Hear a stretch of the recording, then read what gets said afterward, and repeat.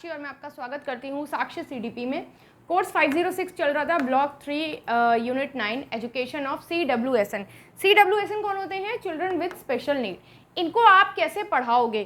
तो कल हमने इंट्रोडक्शन स्टार्ट किया था कि इसमें हम क्या क्या कर सकते हैं। आज है कि हम इनका इवैल्यूएशन कैसे करेंगे, adaptation of evaluation method of CWSN। देखिए, इवैल्यूएशन बोले तो अब आपने पढ़ा तो लिया है, अब इनका मूल्यांकन कैसे करना है, मूल्यांकन करना भी तो ज़रूरी है। तो इनका मूल्यांकन कैसे करना है, तो इसके कुछ स्टेप्स हैं, कुछ मेथड्स हैं, आप उनको देख लीजिए। 5 मेथड दे रखे हैं। आप या तो उनका एग्ज़ाम है या तो आप उनका ऑब्जेक्टिव ले सकते हो या सब्जेक्टिव ले सकते हो। ऑब्जेक्टिव बोले तो कि आप MCQs दे सकते हो, मैं यहाँ लिख देती हूँ, MCQs दे सकते हो, या पूरा डिस्क्रिप्टिव पेपर दे सकते हो। मतलब कि जैसे कि आप MCQs का ऐसा समझ लीजिए कि जो हम लोग देते हैं ना, ये 4 ऑप्शंस होते हैं, इनमें से कोई भी एक ठीक होता है, तो ये होता है ऑब्जेक्टिव। ठीक है। सब्जेक्टिव पेपर क्या होता है कि आपको डिस्क्रिप्शन में लिखना होता है, मतलब ऐसे राइटिंग लिखना होता है, उसको समरी लिखनी होती है ना। ठीक है, तो ये है सब्जेक्टिव पेपर। दूसरा है, आप उनको एक्स्ट्रा टाइम देना पड़ेगा आपको, क्योंकि देखिए क्या होता है, आपने बोर्ड्स में भी देखा होगा 30 मिनट्स एक्स्ट्रा दिए जाते हैं। जो बच्चे इसमें होते हैं CWSN की कैटेगरी में होते हैं, उनको क्या दिया जाता है, 30 मिनट्स एक्स्ट्रा दिए जाते हैं। ठीक है। एक हेल्पर भी कभी कभार ज़रूरी होता है कि एक हेल्पर भी होता है उनके साथ जो उनको हेल्प करेगा।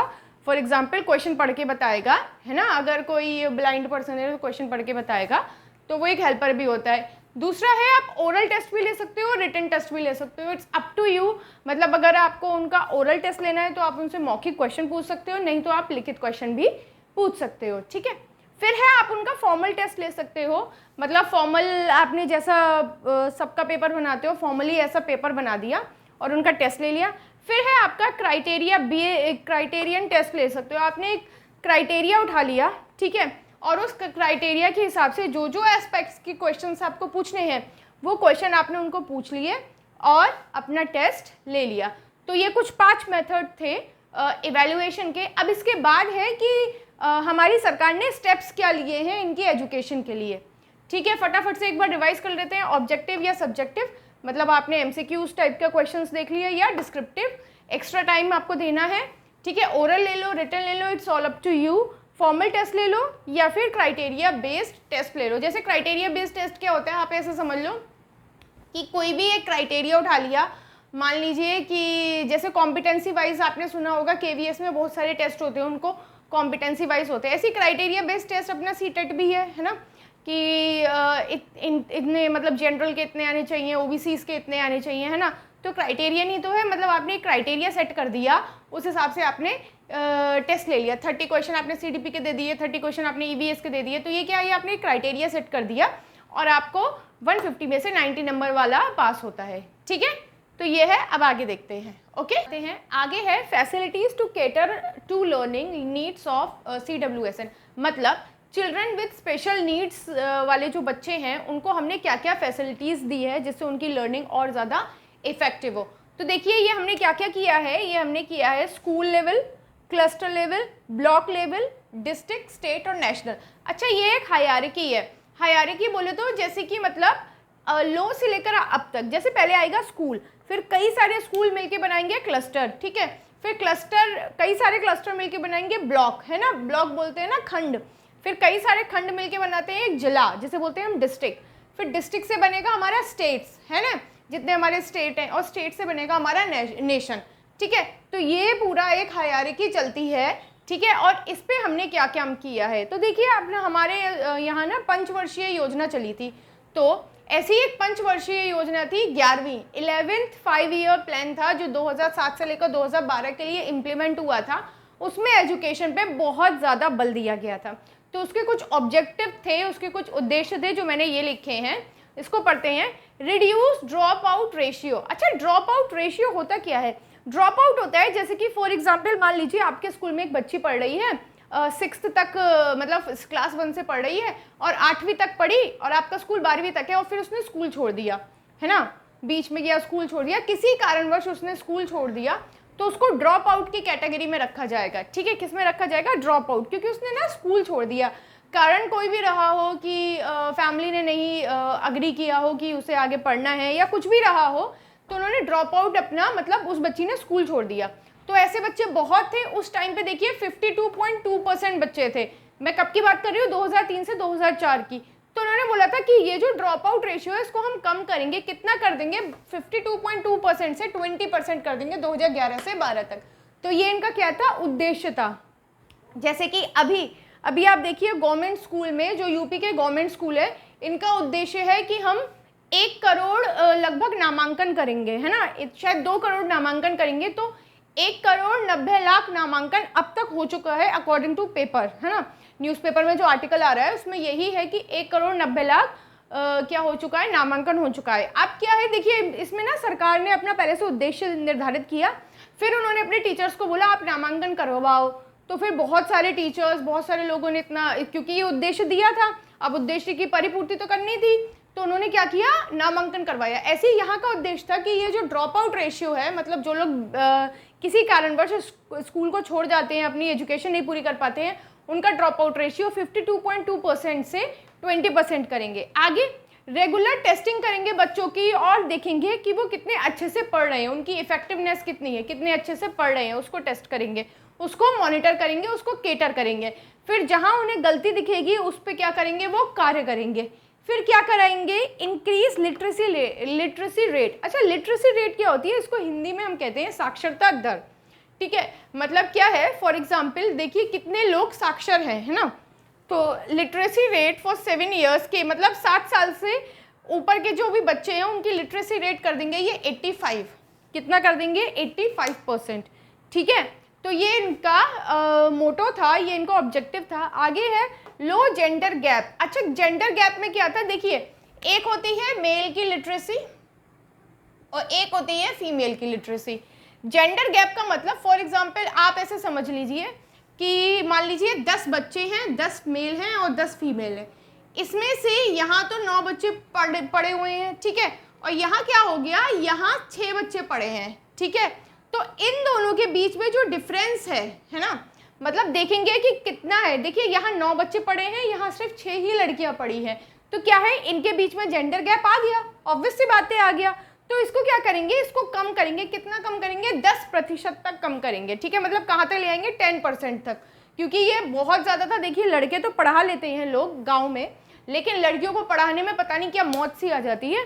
तो इसको क्या करना था, कम करना था। क्यों, क्योंकि उनको लगता है कि ये तो पराया धन है ना, इसको तो कहीं दूसरे के घर पे जाके चूल्हा चौका करना है। ठीक है, तो उसकी पढ़ाई पे ये लोग क्यों पैसा खर्च करें, है ना। और वैसे भी पैसे तो वैसे भी सरकार दे रही है यार, इतनी स्कॉलरशिप है, कन्या विद्याधन योजना, कितनी सारी योजना है, फिर भी नहीं पढ़ाना चाहते हैं लड़कियों को। ठीक है, यही रीज़न है कि लिटरेसी रेट कम है, लिटरेसी जेंडर गैप कम है, बहुत कम है। तो इनको क्या करेंगे, इसको ये केटर करेंगे 10% तक। ठीक है, इंक्रीज करेंगे परसेंटेज ऑफ हायर एजुकेशन। अच्छा, ये एक और बड़ी बात है। क्या होता है, लड़कियों, मतलब किसी भी केस में देख लीजिए, आपने 12वीं करा दी बहुत, अब ग्रेजुएशन करके क्या करेगी, है ना, कौन सा, इसको कलेक्टर बनना है, आईएएस बनना है, आईपीएस बनना है। बहुत सारे लोगों की सोच यही है कि भैया 12वीं करा दी, बहुत तेरा है, अब दूसरे के घर पे जाके इसे करना क्या है, चूल्हा चौका करना है। तो भाई नहीं पढ़ाएंगे आगे, ग्रेजुएशन तो कराएंगे ही नहीं। ग्रेजुएशन करा ली तो फिर हायर एजुकेशन मतलब दिलाएंगे ही नहीं। अगर उसके कुछ सपने हैं तो उस सपने को क्या कर देते हैं, दबा देते हैं, रिप्रेस कर देते हैं। ठीक है, तो इसको हमें इंक्रीज करना है हायर एजुकेशन में। आगे जो हमारी ब्लॉक 4 है उसमें मैं आपको पढ़ाऊंगी कि हायर एजुकेशन में आप देखना कितना कम परसेंट है लड़कियों की भागीदारी। ठीक है, जो लड़कियों का पार्टिसिपेशन है वो कितना कम है। ठीक है, तो ये था। आगे हम पढ़ेंगे कि हमने अपनी क्लासरूम में, मतलब स्कूल लेवल पे हम और क्या कर सकते हैं। ठीक है, एक बार फिर से देख लेते हैं कि क्या स्कूल, क्लस्टर, ब्लॉक, ब्लॉक से डिस्ट्रिक्ट, डिस्ट्रिक्ट से स्टेट, स्टेट से नेशन। पंचवर्षीय योजना कौन सी, 11वीं। उद्देश्य क्या था कि सबसे ज्यादा है, ड्रॉप आउट रेशियो को कम करेंगे, 52.2% से 20% करेंगे।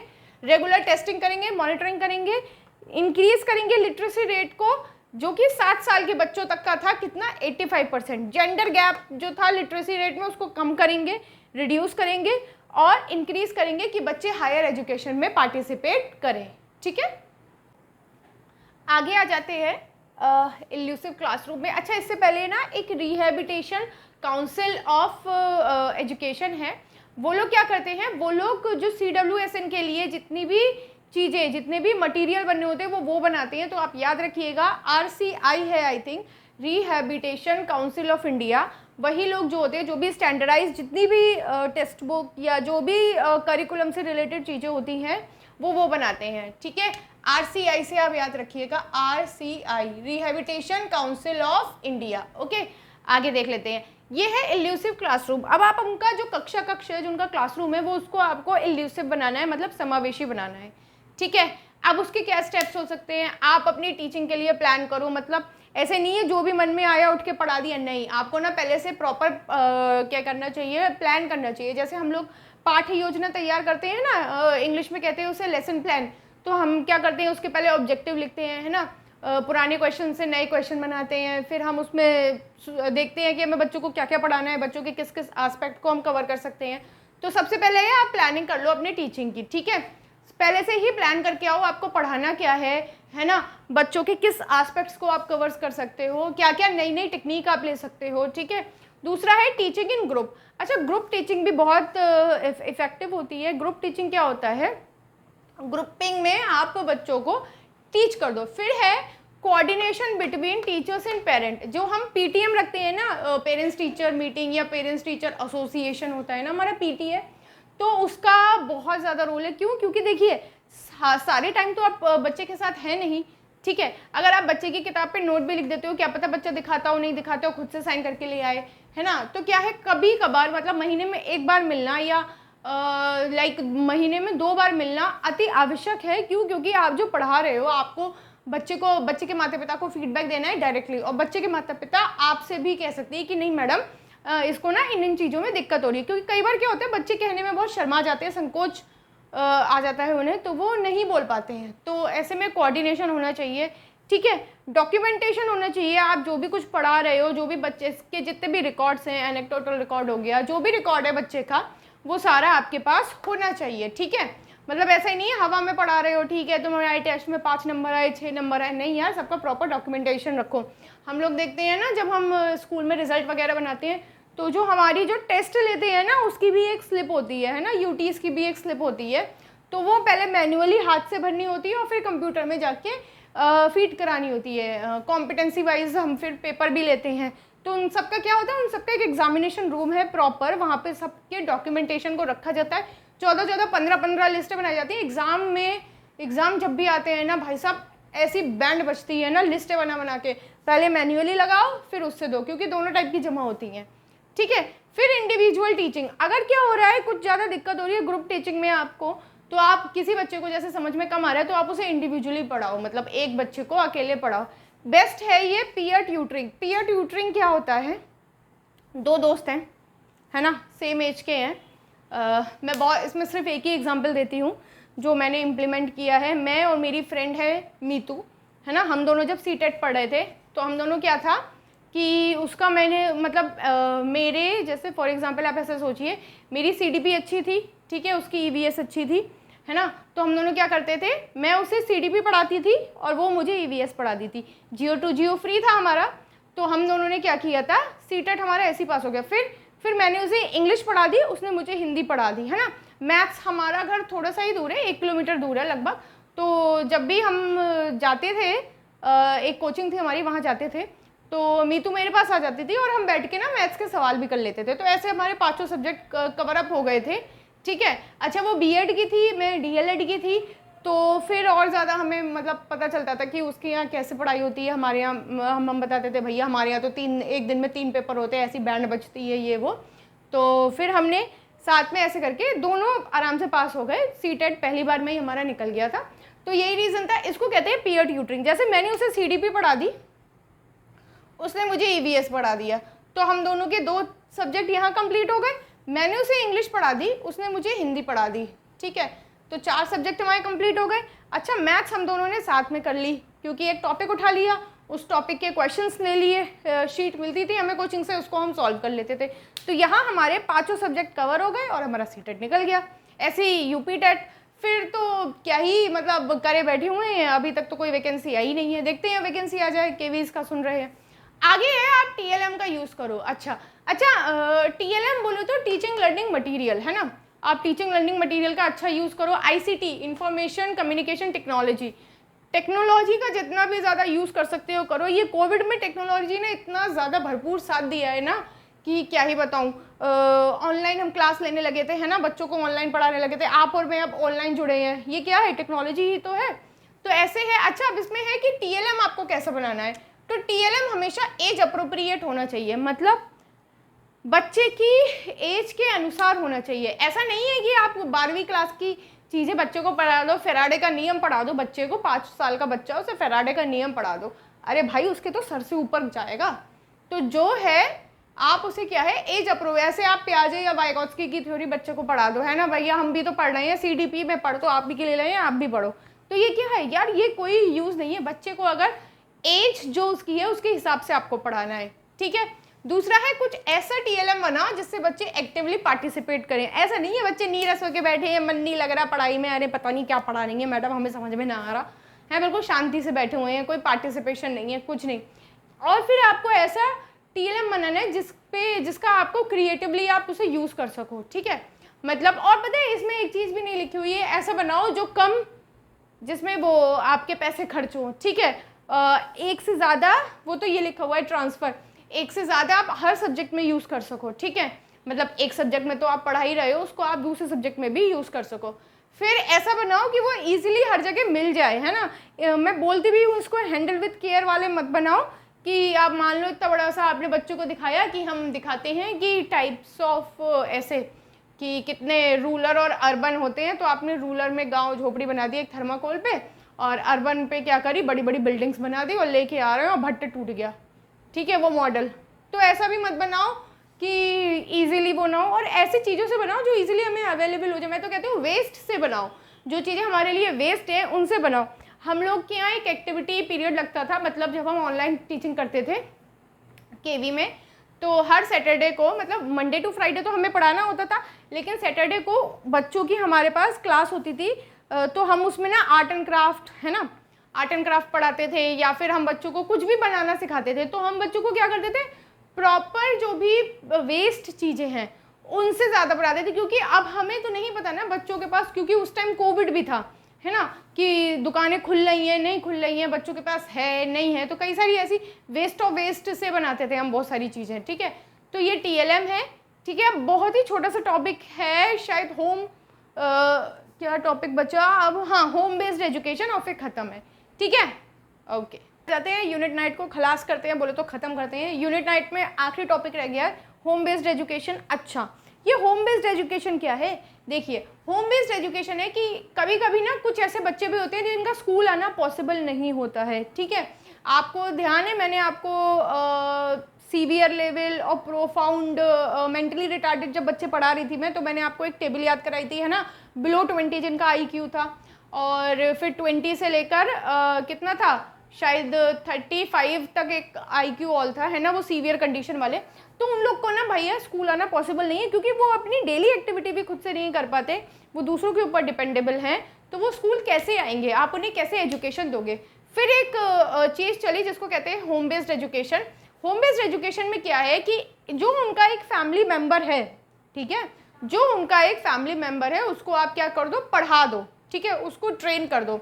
आपने देखा होगा आजकल बहुत ज़्यादा चल रहा है स्पेशल एजुकेशन में जिन्होंने DLED या B.Ed किया है ना, स्पेशल एजुकेशन वाले।